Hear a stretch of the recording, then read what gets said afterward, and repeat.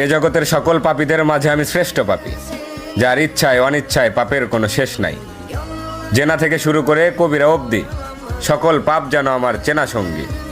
তাই আমিও যদি কিছু চাই, তাহলে কি আমাকেও দেওয়া হবে তোমার অনুগত বান্দাদের ন্যায়?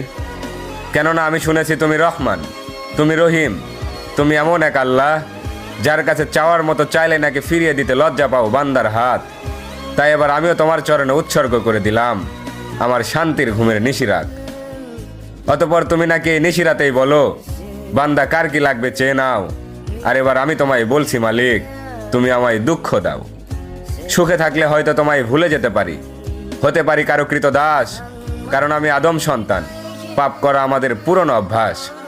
অতঃপর ইয়া রহমান, সব ভুলের ক্ষমাস্বরূপ হয়তো মরিয়ম ইবনে ঈসার মতো আমাকে উঠিয়ে নাও, নয়তো ওমর ইবনে খাত্তাবের মতো খাঁটি হেদায়েত দিয়ে দাও।